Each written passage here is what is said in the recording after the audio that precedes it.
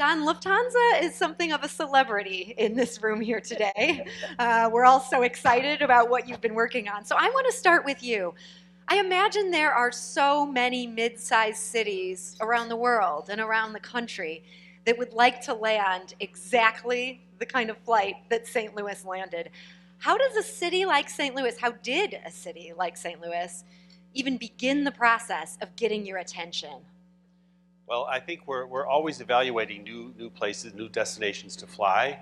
We have a process in place where we look at, for example, the size of the market, the dynamism of the market. Is it a growing market? We take a look also at market segments, because you need to have various market segments or different types of business to fill your flight to make it successful. For example, you need to have people that are purchasing business class and premium economy and economy class seats. And that means that there's different market segments that you evaluate. What size is the corporate business? What size is the leisure business? Is there visit friends and family, like you have, for example, in the Bosnian community here? Is that sustainable for a year? Also, we look at the flexibility of the local market. We look at the infrastructure of the local market, the airports, everything that makes an airport work or a connection work. And then at the end of the day, we have to have also the aircraft available and the crews available and also those logistics. So that's how we actually evaluate whether we're going to fly or not. And in this particular case, of course, there were some loud voices, corporate voices, that including one is sitting right here. Loud voices. That said, we need to have a flight to St. Louis, and you know, St. Louis has been on our radar for a long time, but sometimes it's just the right timing that you have to have in place to be able to move it forward. So let's hear from let's hear from some of those loud voices. Also, the right people. Maybe that's a kinder way to say it. Rhonda, how long was Lufthansa in particular in your sights? Yeah. Well, I think Brian Kinsey is here on my team, and Brian's our air service development. And I can tell you, for the 13 years that I've been in this job, and Brian was here longer than I was, he's been working and talking with Lufthansa and talking with the team, trying to sell St. Louis, trying to pull together the numbers that we have and the passengers. And we've always felt that our passengers going to Europe has been strong. So we always felt we deserved this flight. But I think, you know, what we came to realize, especially in the last few years, is that other regions have been stepping up to the table in a big way. They've been stepping up, especially in these mid-sized markets like St. Louis, to say, come to us. We want to have you here. And I think when I reached out to Rodney and I reached out to Jason and said, we have to partner. If we're going to get this service, we have to partner and find a way to put a competitive offer on the table.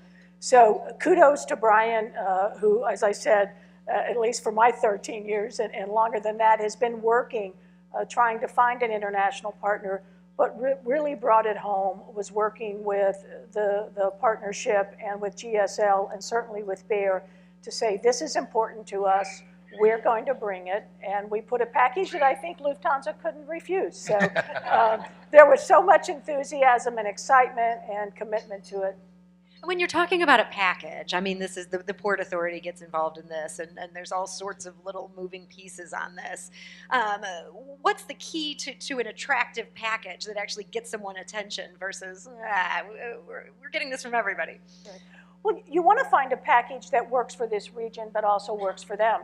So, you know, from the airport, we all compete against each other in the peer markets, and we have a very similar package that helps in those first 2 critical years cover your landing fees and cover some of the terminal rental rates, and that's a pretty standard. But what really honed it in, I think, or what you really look at is, what do we think the region needs to put on the table to convince Lufthansa that this community will support the flight? And that's the bigger piece. You know, we know that a lot of people have memberships on other carriers, and, you know, is that flight going to be supported if it comes nonstop? And will people transfer from maybe some of their longtime partnerships on another carrier to take it? So trying to put a package together that said, we want to make this successful, not only for St. Louis in getting it, but in retaining it. And we want Lufthansa to feel that it's an important enough offer on the table that they know there's a commitment here. So, you know, it's not a perfect formula in any sense of the matter. In order for them to take advantage of the full offer on the table, we need to grow that service to 5 days and ultimately daily, which they hear from us. I'll write that down, yes.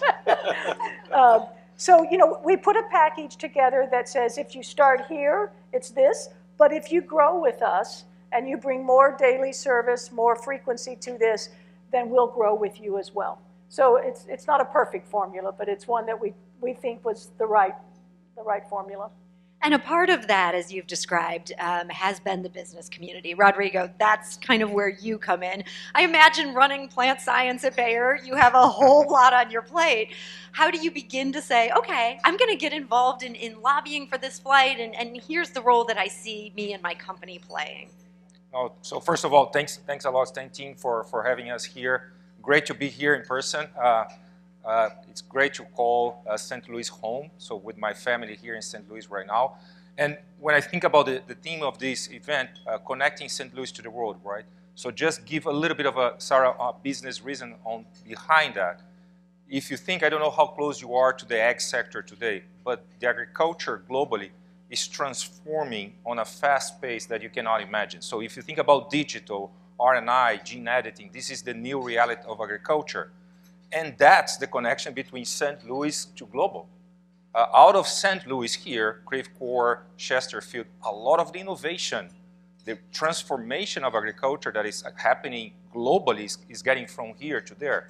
We have 7,000 scientists working every day on ag. And that connection between St. Louis and the global market is extremely important for us. We have on these two sides, right, so Germany and St. Louis, key elements of our R&D organization, and something that you mentioned, Sarah, that Andrews mentioned. You can connect virtually, but connecting personally is where we have a lot of the innovation coming. I just reviewed a study from MIT right now recently. It's saying that during the pandemic, the number of patents were declining because we were missing the collaboration, the connection. And for us at Bayer, connecting St. Louis with our global organization is extremely important. And just to pick on Sam's comment here, Sam, just to announce here something that I think is really cool is that in November now, we're bringing Bayer Leverkusen, our team there in Germany that is in the Champions League, to play with St. Louis City here on a friendly match. So further connection here.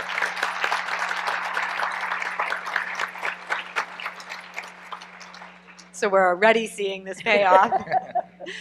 Rhonda, this was announced months before then it actually happened. So we're leading up to June when there would be the inaugural direct flight to Frankfurt.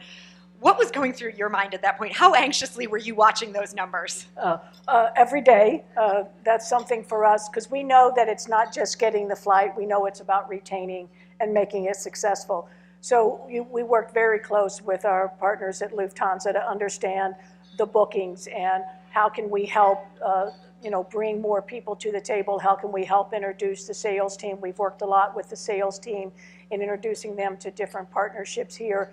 But I think when it finally happened and when that first day arrived in June, and they called me about 2 weeks before, Isabel, who is the general manager that covers both Chicago and St. Louis, and she said, the flight is sold out.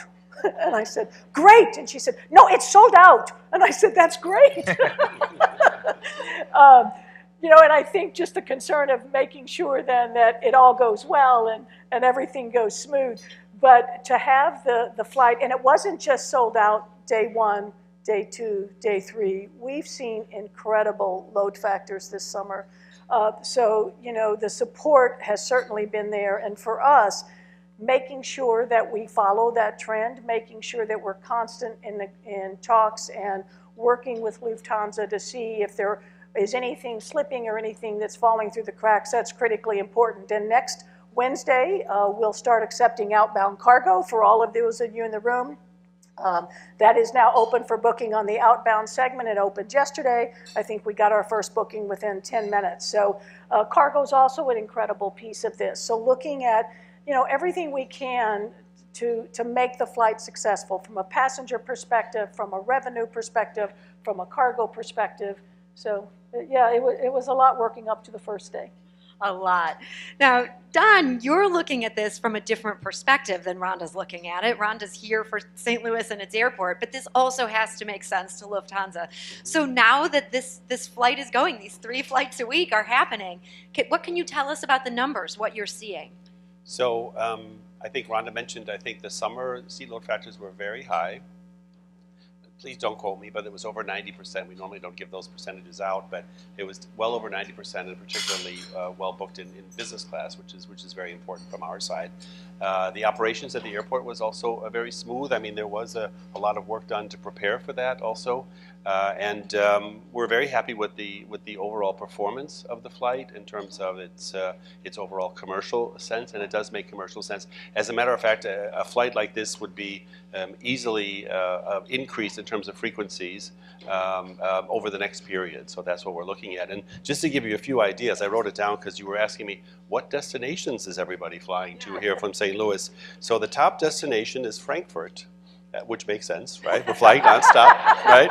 Nothing new there. Don't quote me. You can quote me on that one. But the second is Tel Aviv, actually. In terms of destination. Third is Rome.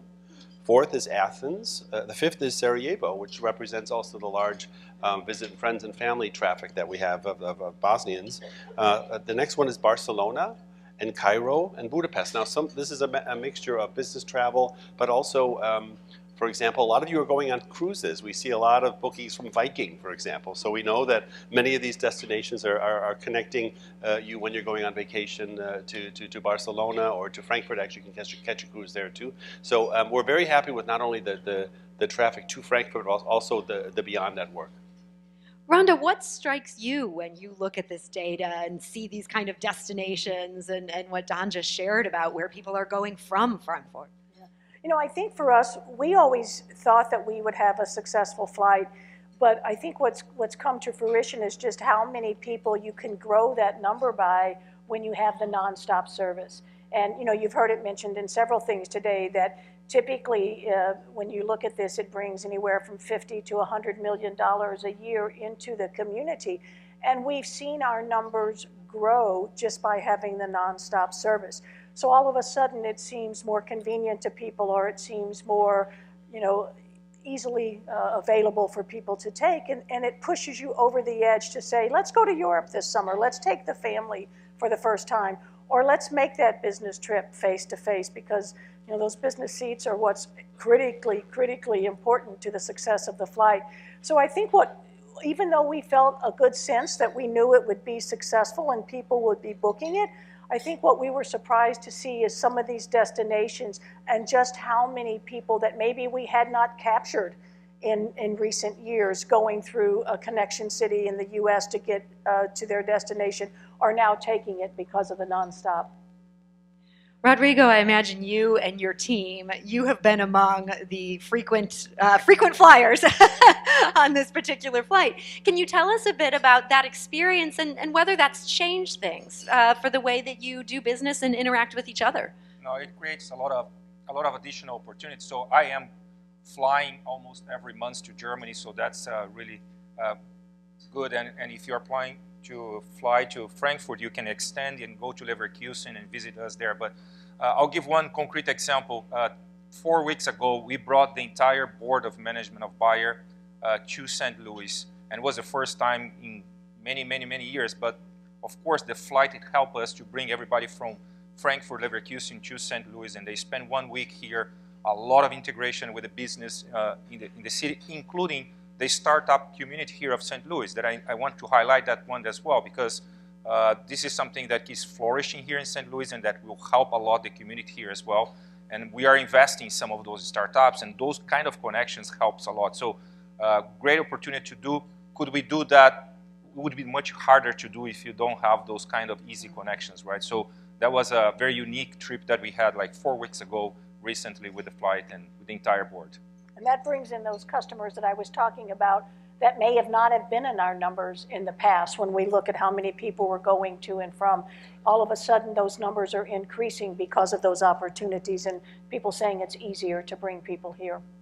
and for the overall growth of St. Louis that we're all in this room aiming for and rooting for. Rodrigo, your team, I mean, crop science, that is based here in St. Louis at this point. Is this an important factor in keeping it here and having those people be headquartered in St. Louis versus being in Germany, that we have this connection? No, and if you think about, I was mentioning that one, if you think about the importance of St. Louis, I don't know if you understand that, but it's really unique. The importance of St. Louis for the global agriculture is amazing. It's amazing. There is things that is happening today in Asia or in Africa or in Europe that was developed here in St. Louis and is impacting globally. So just think about the challenge that we have as a society. We need to produce food for 10 billion people in this planet in the next years. We're going to reach 8 billion in November right now. And we need to do that in a sustainable way. So you heard about climate smart agriculture. So a lot of the digital transformation, sustainable agriculture is happening here. So that connection globally is extremely important. And this is something that, this is one of the key reasons that we are based here on this community.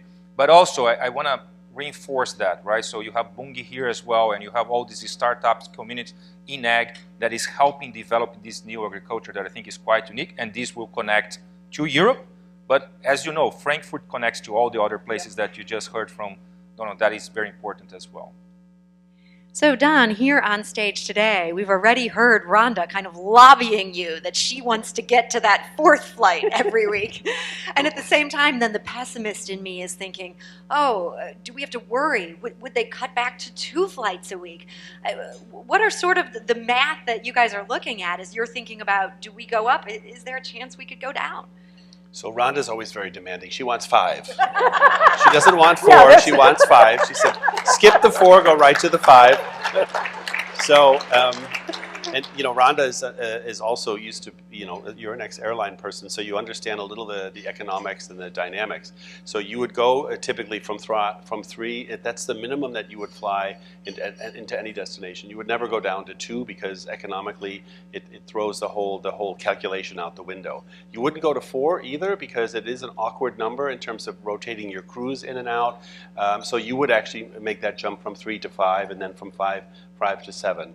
A big milestone was also getting also the cargo on board outbound. That's also the calculation that we make for the whole flight, not just how many passengers are on board, but also what cargo, and especially for the winter, because typically the leisure segment doesn't really fly in the winter. So you need to have a cargo base to be able to make it commercially successful. And all of those things are really falling into place. So all we need is really to be able to have the aircraft, and we are now getting our new Boeing 787s in place right now. They're actually we already had the first one delivered, and it's going to start flying to Newark. We have an order for another 20 of the 787s and also the A350. So we have a number of aircraft on order that should be coming into the fleet that should be enabling us to grow the capacity. Unfortunately, some of them have been delayed through various things. So it might. I'm not sure when we'll be able to jump from 3 to 5, but that certainly is the goal, and we want to make Rhonda happy. That's one of our main. That's very important.